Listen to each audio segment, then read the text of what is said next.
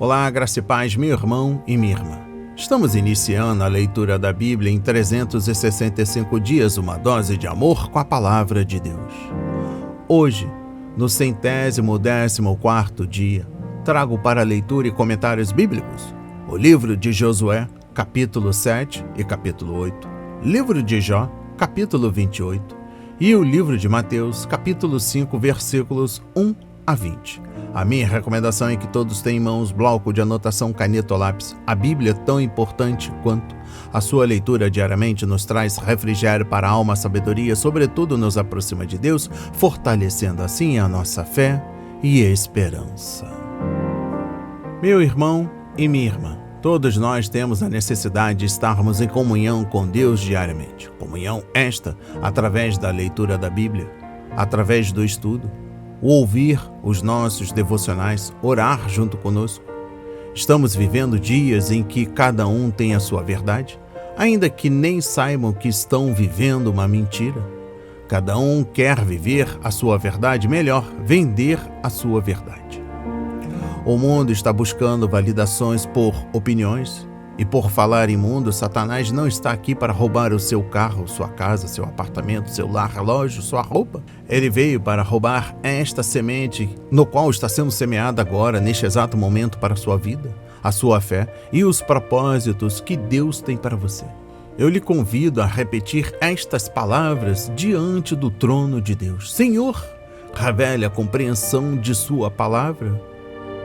Precisamos usar todos os recursos que o Senhor tem nos dado, incentivar nossos irmãos e irmãs a lerem a Bíblia, estudar, a orar. A Bíblia Sagrada nos faz gerar a fé, nos faz ter o alimento, nos concede a cura, a restauração. Senhor, me dê compreensão da sua palavra, a verdade, no dia de hoje e sempre. Em nome de Jesus, eu oro e agradeço e enalteço. Amém. E graças a Deus, graças a Deus. Se desconecte de tudo e permita que a palavra do Senhor adentre em vossos corações. Vamos para a leitura no livro de Josué, capítulos 7 e 8. O pecado de Acã. Mas os filhos de Israel foram infiéis em relação às coisas condenadas, porque Acã, filho de Carmi, filho de Zabdi, filho de Zera, da tribo de Judá, pegou para si uma parte das coisas condenadas. A ira do Senhor se acendeu contra os filhos de Israel. Josué enviou alguns homens de Jericó até a cidade de Ai, que está junto a Bet-Aven, a leste de Betel. Elias falou, dizendo: vão e espiem a terra. Os homens foram e espiaram a cidade e voltaram a Josué e lhe disseram: não é necessário que vá todo o povo, bastam uns 2 ou 3 mil homens para atacar a cidade de Ai. Não fatigue ali todo o povo, porque são poucos os inimigos. Assim, apenas uns 3 mil homens do povo foram até lá, os quais fugiram diante dos homens da cidade de Ai. Os homens dali mataram uns 36 deles e perseguiram os outros desde o portão da cidade até as pedreiras e os derrotaram na descida. E o coração do povo se derreteu e se tornou como água. Então Josué rasgou a sua roupa e se prostrou com o rosto em terra diante da arca do Senhor até a tarde, ele e os anciãos de Israel. E puseram pó sobre a cabeça, e Josué disse: ah, Senhor Deus, por que fizeste este povo passar o Jordão para nos entregares nas mãos dos amorreus para sermos destruídos? Antes tivéssemos nos contentado em ficar do outro lado do Jordão. Ah, Senhor, que direi? Pois Israel virou as costas diante dos seus inimigos. Quando os cananeus e todos os moradores da terra ouvirem isto, nos cercarão e apagarão o nosso nome da face da terra. E então, que farás ao teu grande nome? Então o Senhor disse a Josué: levante-se, porque você está assim prostrado sobre o seu rosto. Israel pecou. Quebraram a minha aliança, aquilo que eu lhes havia ordenado, pois tomaram das coisas condenadas, furtaram, mentiram e até debaixo da sua bagagem o puseram. Por isso os filhos de Israel não puderam resistir aos seus inimigos. Viraram as costas diante deles, porque Israel está condenado à destruição. Não continuarei com vocês se não eliminarem do meio de vocês a coisa roubada. Levante-se, santifique o povo e diga: santifiquem-se para amanhã, porque assim diz o Senhor, Deus de Israel: há coisas condenadas no meio de vocês, ó Israel. Vocês não poderão resistir aos seus inimigos enquanto não eliminarem do meio de vocês as coisas condenadas. Pela manhã, pois, vocês se apresentarão segundo as suas tribos, e a tribo que o Senhor designar por sorteio se apresentará segundo as famílias. E a família que o Senhor designar se apresentará por casas, e a casa que o Senhor designar se apresentará homem por homem.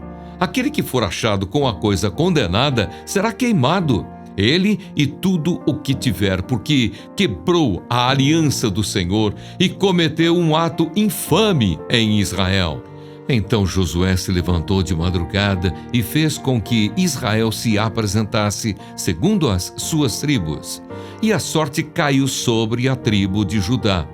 Ele fez com que se apresentasse a tribo de Judá, e a família indicada foi a dos Zeraitas.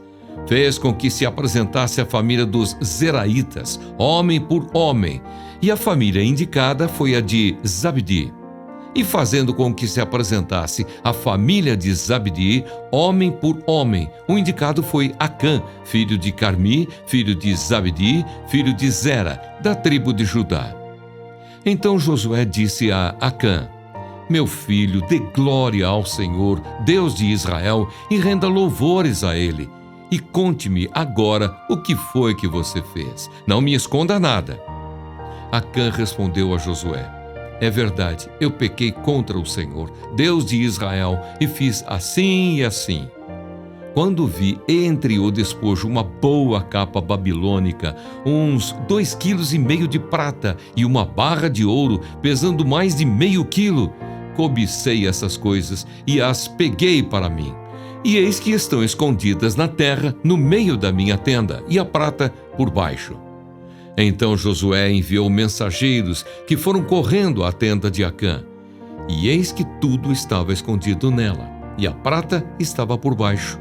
Tiraram aquelas coisas do meio da tenda e as trouxeram a Josué e a todos os filhos de Israel, e as colocaram diante do Senhor. Então Josué e todo o Israel com ele pegaram Acã, filho de Zera, e a prata, a capa, a barra de ouro, os filhos e as filhas dele, os seus bois, os seus jumentos, as suas ovelhas, a sua tenda e tudo o que ele tinha, e os levaram para o vale de Acor. Josué disse a Acã: por que você trouxe esta calamidade sobre nós? O Senhor hoje trará calamidade sobre você. E todo Israel o apedrejou, e depois de apedrejá-los, ainda os queimou. E levantaram sobre ele um montão de pedras que permanece até o dia de hoje. Assim o Senhor apagou o furor da sua ira. Por isso aquele lugar se chama o Vale de Acor até o dia de hoje. A cidade de Ai é destruída. O Senhor disse a Josué: não tenha medo, nem fique assustado.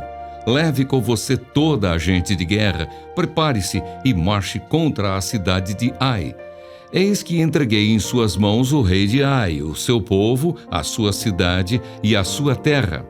Você fará com a cidade de Ai e com o seu rei o que fez com Jericó e com o seu rei, exceto que desta vez vocês poderão saquear os seus despojos e o seu gado.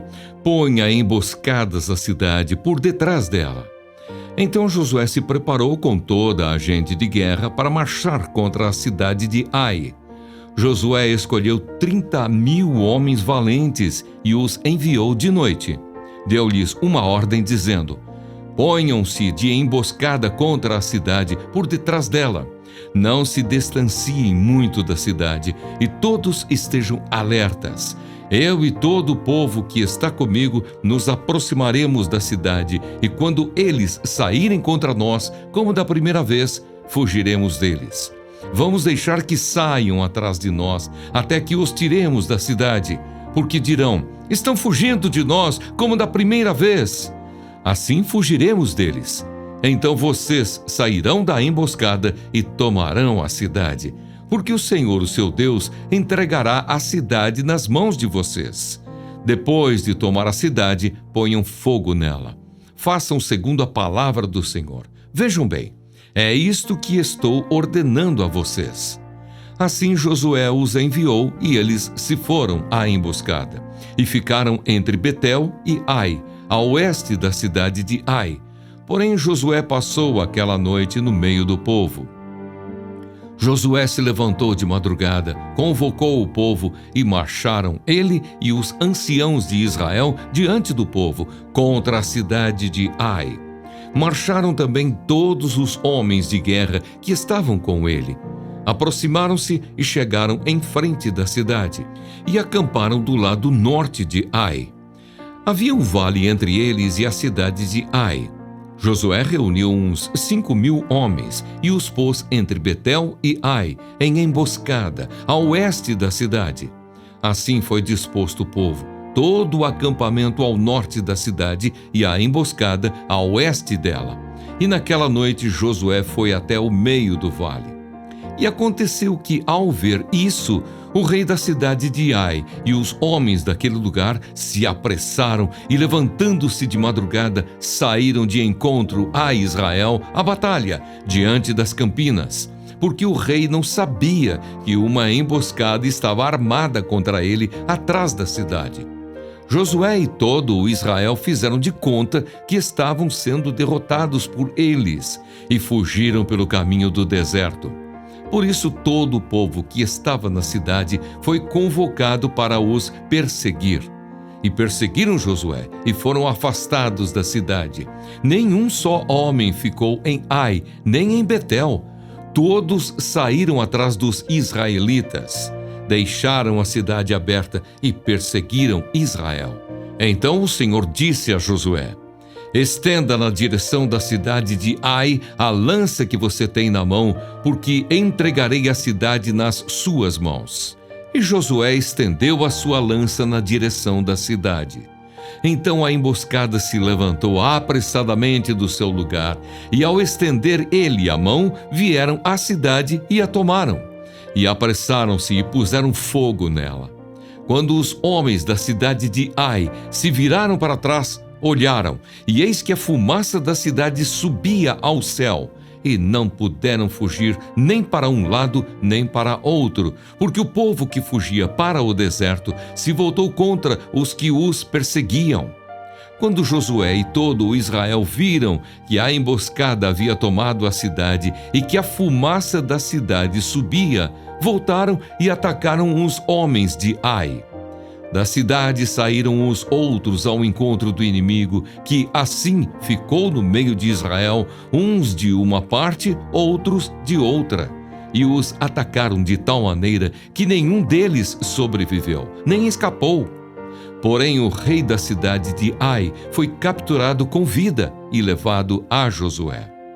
Quando os israelitas acabaram de matar todos os moradores da cidade de Ai no campo e no deserto, onde os tinham perseguido, e todos tinham caído a fio de espada e já estavam mortos, todo o Israel voltou à cidade de Ai e a passaram a fio de espada. Os que morreram naquele dia, tanto homens como mulheres, foram 12.000, todos os moradores da cidade de Ai.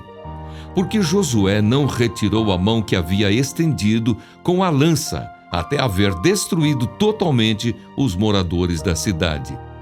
Os israelitas saquearam para si o gado e os despojos daquela cidade, segundo a palavra do Senhor que havia ordenado a Josué. Então Josué pôs fogo na cidade de Ai e a reduziu para sempre a um montão, a ruínas, até o dia de hoje. Enforcou o rei da cidade de Ai numa árvore e o deixou ali até a tarde. Ao pôr do sol, por ordem de Josué, tiraram o cadáver da árvore e o jogaram na entrada do portão da cidade. E sobre ele levantaram um montão de pedras que permanece até o dia de hoje. Renovação da aliança. Então Josué edificou um altar ao Senhor, Deus de Israel, no monte Ebal, como Moisés, servo do Senhor, havia ordenado aos filhos de Israel, segundo o que está escrito no livro da lei de Moisés, a saber, um altar de pedras toscas que não tinham sido trabalhadas com instrumentos de ferro. Sobre esse altar ofereceram holocaustos ao Senhor e apresentaram ofertas pacíficas. Ali Josué escreveu em pedras uma cópia da lei de Moisés, que este já havia escrito diante dos filhos de Israel. Todo Israel, tanto estrangeiros como naturais, com os seus anciãos, os seus chefes e os seus juízes, estavam de um e de outro lado da arca, diante dos sacerdotes levitas que levavam a arca da aliança do Senhor. Metade deles se postou em frente do monte Gerizim, e a outra metade em frente do monte Ebal, como Moisés, servo do Senhor, havia ordenado anteriormente para que o povo de Israel fosse abençoado. Depois Josué leu todas as palavras da lei, a bênção e a maldição, segundo tudo o que está escrito no livro da lei. Não houve uma só palavra de tudo o que Moisés havia ordenado que Josué não lesse para toda a congregação de Israel e para as mulheres, as crianças e os estrangeiros que viviam no meio deles. Amém. Compreendendo o livro de Josué, capítulo 7. Nunca subestime o mal que uma pessoa pode causar quando estiver fora da vontade de Deus. A desobediência de Abraão no Egito quase lhe custou a esposa. Gênesis 12, versículos 10 a 20. A desobediência de Davi ao fazer um censo não autorizado levou 70.000 pessoas à morte. 2 de Samuel, capítulo 24. E o fato de Jonas ter recusado a obedecer a Deus quase afundou um navio. Jonas 1. É por isso que Paulo admoestou os cristãos de Corinto a disciplinarem o homem desobediente no meio de sua comunidade, porque seu pecado estava contaminando toda a igreja. 1 de Coríntios, capítulo 5. Compreendendo o versículo 1 e 11, Deus deixou claro que era Israel que havia pecado, e não apenas Acã. Por que Deus culpou toda a nação pela desobediência de um único homem? Porque Israel era um povo no Senhor e não apenas um grupo de várias tribos, clãs, famílias e indivíduos. O povo de Deus hoje é um só corpo em Cristo. Consequentemente, pertencemos uns aos outros. Precisamos uns dos outros e podemos afetar uns aos outros. 1 de Coríntios, capítulo 12, versículos 12 e 13. Compreendendo o versículo 1, 20 e 21, Acã desobedeceu a Deus pelo simples fato de ter se apossado de algumas riquezas que ele não poderia nem apreciar. Se tivesse esperado 1 ou 2 dias, conforme capítulo 8, versículos 1 e 2, poderia ter recolhido licitamente todos os despojos que quisesse com a vitória em Ai. Busquem, pois, em primeiro lugar, o reino de Deus e a sua justiça, e todas essas coisas serão acrescentadas a vocês. Mateus 6, versículo 33. Quando andamos pela fé, recebemos tudo o que Deus tem para nós, mas a descrença pode levar ao conformismo com algo menos que o melhor de Deus. É por isso que a Epístola de Hebreus está na Bíblia, para exortar o povo de Deus a continuar e entrar na plenitude de sua herança em Cristo. Hebreus 6, versículo 1. Exposição bíblica dos versículos 8 e 9. Josué chega ao âmago da questão. A derrota de Israel havia roubado a glória de Deus e, por causa disso, os israelitas tinham de se arrepender. Se o povo da terra perdesse o temor de Deus de Israel, conforme capítulo 2, versículos 8 a 11, isso dificultaria a conquista de Canaã. Mas o importante não era a fama de Josué como guerreiro ou as conquistas dos hebreus, mas sim a glória do Deus de Israel. Esconder E descobrir nosso pecado ou colocá-lo de lado é conveniente quando queremos proteger nossos bens ou reputação, mas o arrependimento rende glória a Deus, trazendo à lembrança seu amor inesgotável e perdão. Compreendendo o versículo 11, o que o Senhor disse a Josué nos ajuda a ver o erro de Acã e o pecado de Israel. Pelo ponto de vista divino, pecar significa errar o alvo. Deus quer que seu povo seja santo e obediente, mas esse povo errou o alvo e ficou aquém dos padrões do Senhor. O pecado é, às vezes, chamado de transgressão, que significa atravessar. Deus havia traçado uma linha e dito aos israelitas para não atravessarem, mas eles violaram a aliança de Deus e cruzaram a linha. Exposição bíblica dos versículos 24 a 26. Uma vez que a lei em Israel proibia a punição dos membros de uma família que fossem inocentes do pecado de um parente, conforme Deuteronômio 24, versículo 16, a família de Acã provavelmente se sentiu culpada por ajudá-lo a cometer a falha. Assim, aquela família foi julgada da mesma forma com que Israel, por exemplo, lidaria com uma cidade israelita que tivesse recorrido a ídolos. Josué 13, versículos 12 a 18. Como membros do corpo de Cristo, devemos ser puros e confrontar os pecados dos nossos irmãos na fé para sua redenção e cura. Conforme Mateus 18, versículos 15 a 17 e Gálatas 6, versículos 1 a 3. E eu encerro a compreensão do capítulo 7 do livro de Josué com o versículo 26. O monte de pedras no vale seria uma lembrança de que Deus espera que o seu povo obedeça a sua palavra e que, se isso não acontecer, haverá condenação. Já o monumento em Gilgal, capítulo 4, versículos 1 a 8, fazia o povo se lembrar de que Deus cumpre a sua palavra e conduz o seu povo obediente ao lugar da bênção.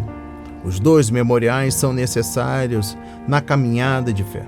Deus é amor, 1 João capítulo 4, versículo 8 e versículo 16, e deseja abençoar o seu povo, mas o Senhor também é juiz, 1 João capítulo 1, versículo 5, e julga os pecados cometidos.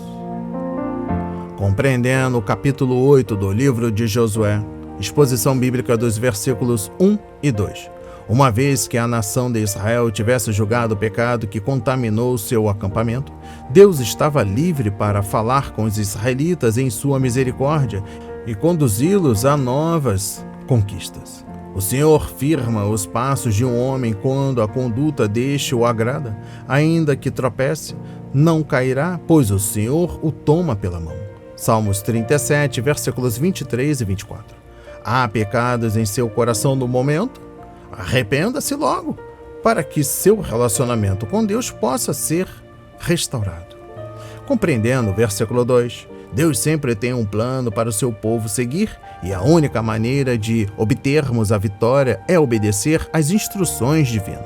Se Acã tivesse esperado apenas alguns dias, teria acesso às riquezas de Ai. Deus sempre dá seu melhor àqueles que deixam a escolha para Ele. Quando corremos à frente do Senhor, normalmente prejudicamos a nós mesmos e machucamos os outros. Exposição bíblica dos versículos 3 a 13. Deus muda seus líderes para que não depositemos a confiança na capacidade humana, em vez de confiarmos no Senhor.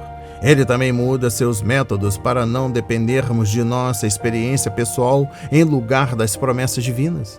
A nova estratégia que Deus deu a Josué para tomar Ai era quase o oposto do plano usado em Jericó. Compreendendo o versículo 13, a obra do Senhor requer estratégia e os líderes cristãos devem buscar a vontade do Senhor em seus planos. Como Josué, devemos conhecer os fatos e avaliá-los com cuidado enquanto buscamos a vontade de Deus. Muitas vezes a obra do Senhor é levada pela maré do tempo, sem nenhum leme ou bússola para dar direção, e os resultados são frustrantes.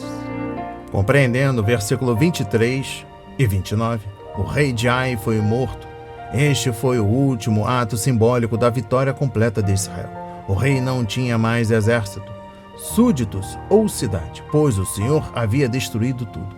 Um triunfo completo, uma vez que a primeira parte dos despojos de guerra em Canaã já havia sido consagrada a Deus em Jericó. Ele permitiu ao seu exército tomar para si os despojos em Ai. Além disso, em Jericó, a vitória foi dos israelitas por causa de um milagre de Deus. Enquanto em Ai, uma vez que os homens realmente tiveram de lutar, era justo que fossem recompensados. Exposição bíblica dos versículos 30 a 35.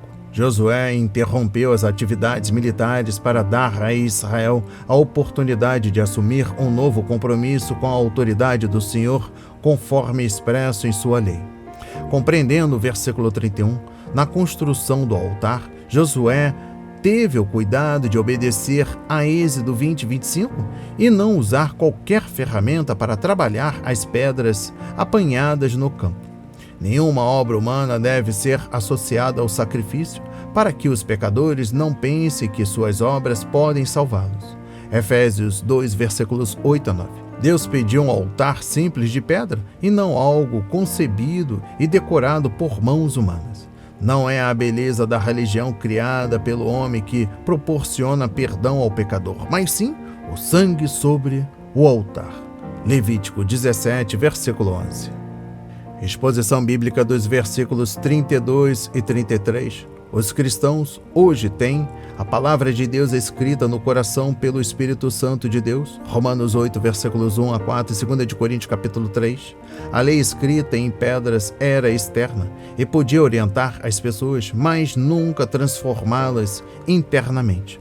Paulo deixa claro na Epístola aos Gálatas que, mesmo podendo convencer os pecadores a levá-los ao Salvador, Gálatas 3, versículos 19 a 25, a lei nunca pode convertê-los e torná-los semelhantes a Cristo. Somente o Espírito de Deus pode fazer isso. E eu finalizo a compreensão do capítulo 8 do livro de Josué, trago o versículo 34. Josué agora reafirmou a lei na terra da promessa.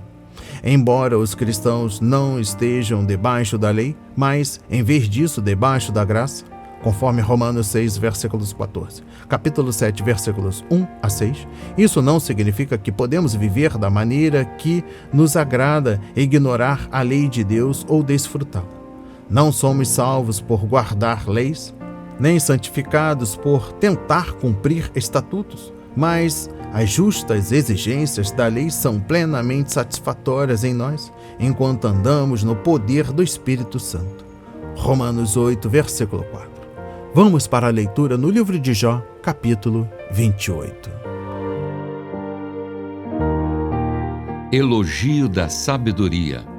Os seus olhos veem o que há de precioso. Na verdade, a prata tem as suas minas, e o ouro, que se refina, tem o seu lugar. O ferro é tirado da terra, e da pedra se funde o cobre. Os homens põem termo à escuridão, e até os últimos confins procuram as pedras ocultas nas trevas e na densa escuridão. Abrem entrada para minas longe da habitação dos homens. São esquecidos pelos que passam por cima. E assim, longe de todos, dependurados em cordas, balançam de um lado para outro. Da terra procede o alimento, mas embaixo ela é revolvida como que pelo fogo. Nas suas pedras se encontra safira e a pó que contém ouro. Essa vereda a ave de rapina a ignora, e os olhos do falcão nunca a viram.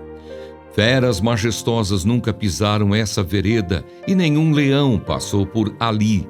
O homem estende a sua mão contra o rochedo e revolve os montes desde as suas raízes. Abre canais nas pedras, e os seus olhos veem tudo o que há de mais precioso. Tapa os veios de água, e nenhuma gota sai deles, e traz à luz o que estava escondido. O valor da sabedoria. Mas onde se achará a sabedoria? E em que lugar estará o entendimento? O ser humano não conhece o valor da sabedoria, e ela não se encontra na terra dos viventes. O abismo diz: ela não está em mim. E o mar diz: não está comigo. Não se compra a sabedoria com ouro fino. Ela também não pode ser paga com prata. O seu valor não pode ser avaliado pelo ouro de Ofir, nem pelo precioso ônix, nem pela safira. O ouro não se iguala a ela, nem o cristal. Não se pode trocá-la por joias de ouro fino. Ela faz esquecer o coral e o cristal. O preço da sabedoria é maior que o das pérolas. O topázio da Etiópia não se compara com ela. Não se compra a sabedoria nem com ouro puro. O temor do Senhor é a sabedoria. Mas de onde vem a sabedoria? E em que lugar estará o entendimento? Está encoberta aos olhos de todos os seres vivos e oculta às aves do céu. O abismo e a morte dizem: ouvimos com os nossos ouvidos a sua fama. Deus lhe entende o caminho e ele é quem sabe o seu lugar. Porque o seu olhar alcança as extremidades da terra. Ele vê tudo o que há debaixo dos céus. Quando Deus regulou o peso do vento e fixou a medida das águas, quando determinou leis para a chuva e caminho para o relâmpago dos trovões, então ele viu a sabedoria e a manifestou. Estabeleceu-a e também a examinou, e disse ao ser humano: eis que o temor do Senhor é a sabedoria, e afastar-se do mal é o entendimento. Amém. Compreendendo o livro de Jó, exposição bíblica dos versículos 1 a 11. Jó nos leva a mergulhar na terra onde homens corajosos estão explorando ouro, ferro, cobre e pedras preciosas.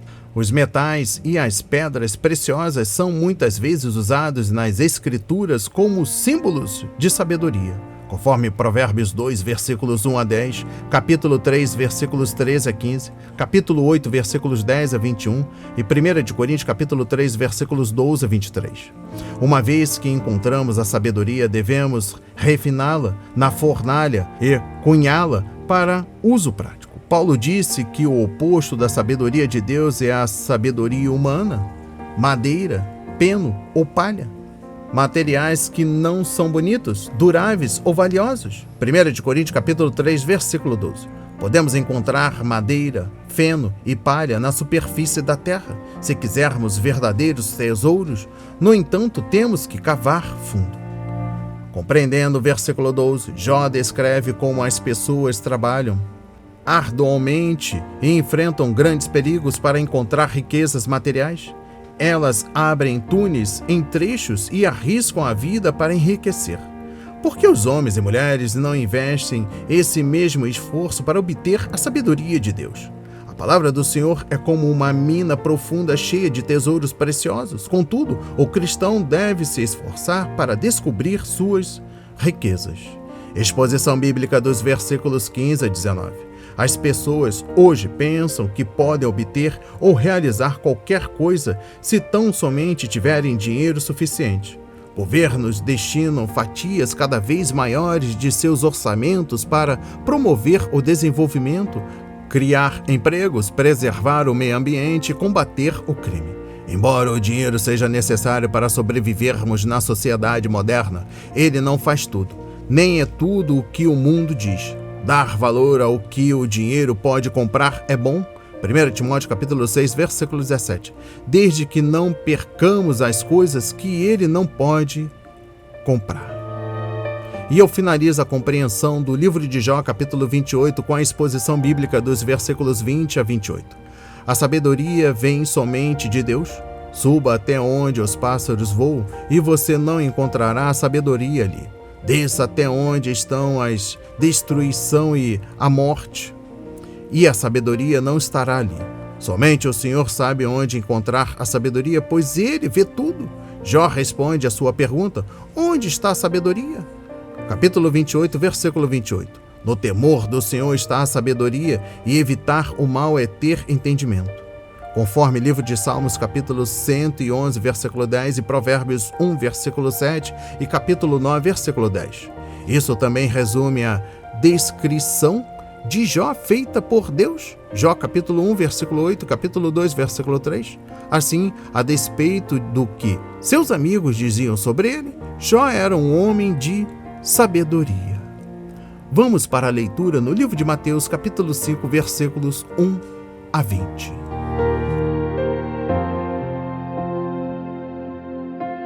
O Sermão do Monte. Ao ver as multidões, Jesus subiu ao monte. Ele se assentou e os seus discípulos se aproximaram dele. Então ele passou a ensiná-los as bem-aventuranças. Jesus disse: Bem-aventurados os pobres em espírito, porque deles é o reino dos céus. Bem-aventurados os que choram, porque serão consolados. Bem-aventurados os mansos, porque herdarão a terra. Bem-aventurados os que têm fome e sede de justiça, porque serão saciados. Bem-aventurados os misericordiosos, porque alcançarão misericórdia.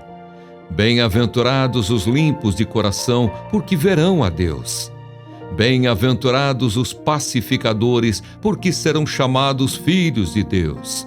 Bem-aventurados os perseguidos por causa da justiça, porque deles é o reino dos céus.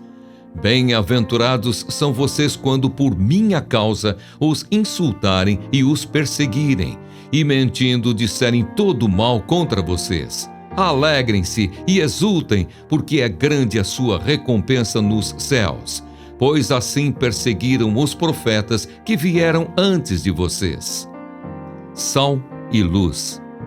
Vocês são o sal da terra. Ora, se o sal vier a ser insípido, como lhe restaurar o sabor?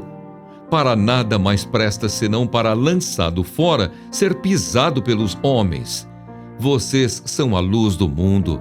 Não se pode esconder uma cidade situada no alto de um monte, nem se acende uma lamparina para colocá-la debaixo de um cesto, mas no lugar adequado, onde ilumina bem todos os que estão na casa.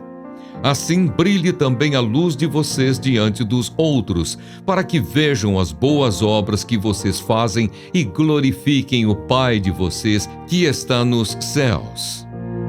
Ensino a respeito da lei. Não pensem que vim revogar a lei ou os profetas. Não vim para revogar, mas para cumprir. Porque em verdade lhes digo, até que o céu e a terra passem, nem um i ou um tio jamais passará da lei, até que tudo se cumpra. Aquele, pois, que desrespeitar um destes mandamentos, ainda que dos menores, e ensinar os outros a fazer o mesmo, será considerado mínimo no reino dos céus. Aquele, porém, que os observar e ensinar, esse será considerado grande no reino dos céus. Porque eu afirmo que, se a justiça de vocês não exceder em muito a dos escribas e fariseus, jamais entrarão no reino dos céus. Amém. Compreendendo o livro de Mateus capítulo 5, sendo os versículos 1 a 20. Exposição bíblica dos versículos 1 a 7 e versículo 29. O Sermão da Montanha é uma das mensagens mais mal interpretadas dentre as proferidas por Jesus. Um grupo diz que ele é o plano de salvação de Deus e que, se temos esperança de ir para o céu, temos de obedecer aquelas regras. Outros interpretam que a fala do Mestre constitui uma carta para a paz mundial e pede às nações da terra que a aceite. Há ainda um terceiro grupo que nos diz que o Sermão da Montanha não se aplica aos dias de hoje, mas, sim, em algum momento futuro, talvez, durante a tribulação ou o reino milenar. Exposição bíblica dos versículos 1 a 16. Os fariseus ensinavam que a justiça era exterior, uma questão de obedecer às regras e regulamentos. Ela poderia, então, ser medida por meio de práticas como a oração, o jejum e assim por diante. Nas bem-aventuranças e nas imagens dos cristãos, Jesus descreveu o caráter cristão que emanava de dentro para fora. Exposição bíblica dos versículos 2 a 10. O tema principal do Sermão da Montanha é a verdadeira justiça. Os líderes religiosos observavam uma justiça exterior artificial, baseada na lei, mas a justiça que Jesus descreveu era a justiça verdadeira e vital, que começa internamente, no coração. Os fariseus estavam preocupados com os detalhes insignificantes da conduta, mas estavam negligenciando a questão principal do caráter. A conduta procede do caráter. Compreendendo o versículo 3, ser pobre ou pobre em espírito significa ser humilde, ter uma avaliação correta de si mesmo, conforme Romanos 12, versículo 3. Não significa ser covarde e não ter firmeza de caráter. É sermos honestos com nós mesmos. Nós nos conhecemos, nos aceitamos e tentamos ser nós mesmos para a glória de Deus. Exposição bíblica dos versículos 4 a 6. Lamentamos pelo pecado e o desprezamos. Vemos o pecado como Deus o vê e procuramos tratá-lo como Deus o trata. Aqueles que encobrem ou defendem o pecado certamente têm a atitude errada. Não devemos apenas lamentar nossos pecados, mas também nos submeter humildemente ao Senhor. Conforme Lucas 18, versículos 9 a 14, e Filipenses 3, versículos 1 a 14.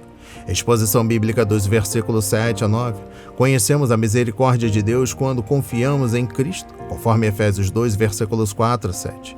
E Ele nos dá um coração puro, Atos 15, versículo 9. E paz interior, Romanos 5, versículo 1. Mas, tendo recebido sua misericórdia, nós a compartilhamos com os outros. Procuramos manter nosso coração puro para que possamos ver Deus em nossa vida hoje. Nós nos tornamos pacificadores em um mundo conturbado e canais para a misericórdia, a pureza e a paz de Deus.